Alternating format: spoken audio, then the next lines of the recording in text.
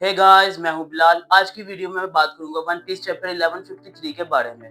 Chapter का title है the birth of Loki. Chapter के शुरू में हम देखते हैं यंगर वर्जन ऑफ डोरी ब्रोगी और किंग हार्ल्ड का। प्रिंस हार्ल्ड जो कंटेन करता है कोलोसल बॉडी, मॉन्स्टेरियस स्ट्रेंथ और एक हाई स्टेटस, क्योंकि वो जायंट ब्लड कैरी करता है। इन सब चीजों की वजह से वो एक बदमाश बन गया था और उसे लगाम डालना बहुत मुश्किल बन गया था सबके लिए। समंदर में मौजूद हार्ल्ड कहता है ये सब कितना बोरिंग है, और ये सुन वो सब लोग कहते हैं कि किंग आप सही कह रहे हैं। Kingdom of bird, new world, यहाँ आओ, इस जायंट को देखो। इसका पाँव एक अर्थक्वेक ला सकता है और इसकी रोड किसी लाइटनिंग से कम नहीं। उसकी रोड सुन वो सब लोग भागने लगते हैं और कहते हैं कि पिंजरे से दूर रहो, ये लड़की काफी खतरनाक है। हार्ल्ड अपनी शिप से बैठ ये सब देख रहा था और गुस्से में वो कहता है कि इनकी इतनी हिम्मत, इन्होंने एक जायंट को पिंजरे में कैद कर दिया।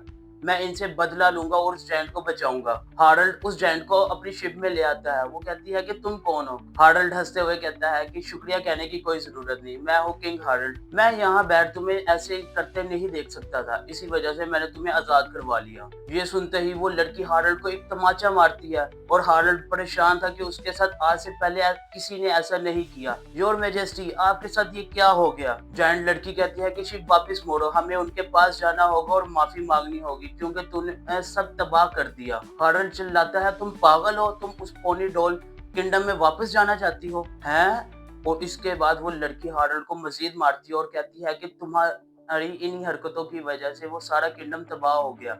तुम्हें मालूम नहीं है कि उन लोगों ने मुझे मरने से बचाया, मुझे काम दिया और मैं अपनी इंजरी से दोबारा रिकवर कर पाई। लिटिल डॉल, इसका क्या मतलब है? अगर तुम्हारे पास बड़ी बॉडी और बहुत ज्यादा स्ट्रेंथ है तो इसका मतलब ये नहीं कि तुम ह्यूमन से ज्यादा अच्छे हो। तुम्हारी इन्हीं हरकतों की वजह से हम सब जायंट को ये सब बर्दाश्त करना पड़ता है। हार्ल्ड मूव बनाए वहाँ खड़ा था और ईडा उन सब लोगों का घर बनवाने में दोबारा मदद कर रही। हार्ल्ड के गार्ड कहते हैं कि किंग हम यहाँ से जाने के लिए तैयार है। वो चिल्लाता है और कहता है जाओ जाके उनकी मदद करो सब रिबिल्ड करने में। ईडा जो हार्ल्ड से माफी मंगवाती है और हार्ल्ड उस किंग से माफी मांगता है। ये पहली दफा था कि हमने हार्ल्ड को किसी से माफी मांगे देखा था। नेक्स्ट पैनल में वो सब बैंक्वेट करते हैं और हार्ल्ड और उसके जायंट्स निका डांस परफॉर्म करते हैं, जिसे देख वो कहता है कि तबाही मचाना इस दुनिया में बहुत ही फजूल चीज है। वो सब अपनी न्यू जर्नी पे निकलते हैं। ईडा उन्हें बताती है कि वो समू वनाई विलेज में पैदा हुई जो ईस्ट ब्लू में वाकया है। हार्ल्ड हैरानी से कहता है कि तुमने ब्लड सोक्ड सर्पेंट को क्रॉस कर लिया,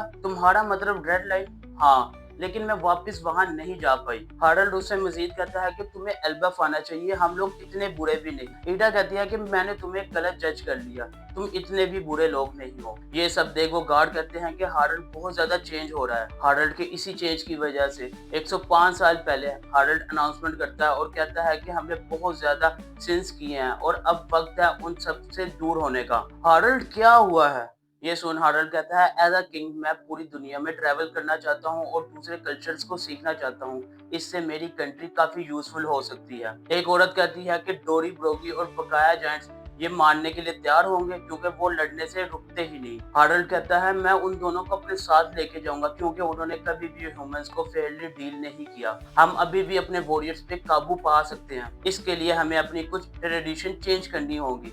और ये सुन एल्डर जेरुल कहता है ये बहुत ज्यादा चेंज है एल्बफ के लिए। और इसके बाद हार्ल्ड निकलता है अपनी न्यू जर्नी पे। वो लोगों को एल्बफ की वाइन देता है और बदले में उनसे कुछ ना कुछ न्यू चीजें सीखता है। और ईडा से कहता है ऐसे ही हम डीपर कनेक्शन बना सकते हैं दूसरी कंट्रीज के साथ। 81 years ago Aston fish village में ईडा, हार्ल्ड, मुबारक हो तुम्हारा बेटा हुआ है। लेकिन एंशिएंट जायंट जो इस शादी के खिलाफ थे वो कहते हैं सिर्फ प्योर ब्लड ही इस फैमिली में आ सकती है। हार्ल्ड ईडा से माफी मांगता है और कहता है कि मुझे माफ कर देना, तुम्हें इन सब ट्रेडिशन की वजह से ये सब देखना पड़ा।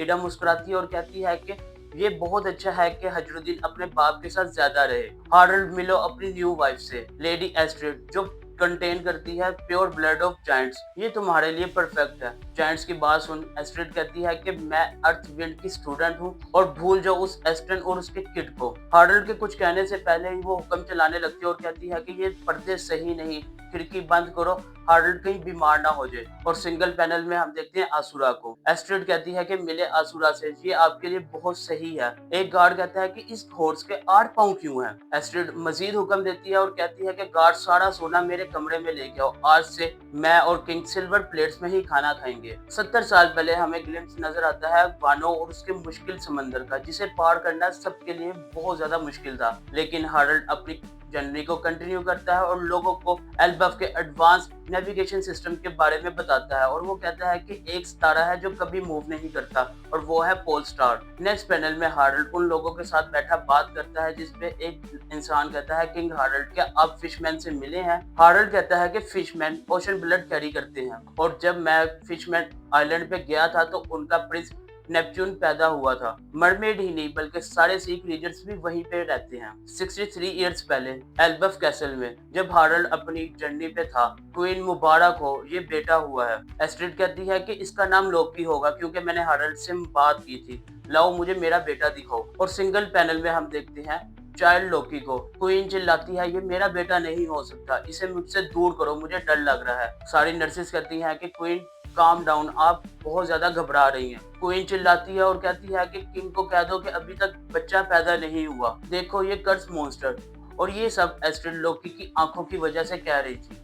नरेटर कहता है, एल्बफ का प्रिंस जब भी अपना हाथ हवा में उठाता था, कोई भी इंसान वहां मौजूद नहीं था जो उसके छोटे हाथों को अपने हाथों में ले सके। रुक जाए क्वीन। नरेटर मजीद कहता है कि अनफॉर्चुनेट सोल वो होती हैं जिन्हें उनकी माँ कभी अपनाए ना। और उसके बाद क्वीन लोकी को अंडरवर्ल्ड में फेंक देती है और कहती है कि ये सब तुम्हारे लिए हराम होगा अगर तुमने हार्डल को बता दिया। गार्ड पूछता है, क्वीन आप कहाँ जा रही हैं? वो कहती है कि मैं अपने विलेज वापस जा रही हूँ। इतने में गार्ड कहता है कि ये आवाज रेल्म ऑफ डेथ से आ रही है। क्या कहा, रेल्म ऑफ डेथ? और सिंगल पैनल में हम देखते हैं लोकी को, जो अपनी जान बचाने के लिए एडम ट्री को क्लाइम कर रहा था। लोकी के पैदा होने के बाद से ये बात शुरू हो गई थी कि किसी दिन किंग हार्डल अपने ही बेटे के हाथों मारा जाएगा। दूसरी तरफ हार्डल की सारी मेहनत जाया हो रही थी क्योंकि वर्ल्ड गवर्नमेंट बहुत ज्यादा इंटरप्ट कर रही थी, जिसपे हार्डल कहता है कि ये लोग इन सब कंट्रीज को आजाद क्यों नहीं रहने देते। ईडा हजरुद्दीन से कहती है, क्या तुम अपने छोटे भाई से मिलना नहीं चाहते?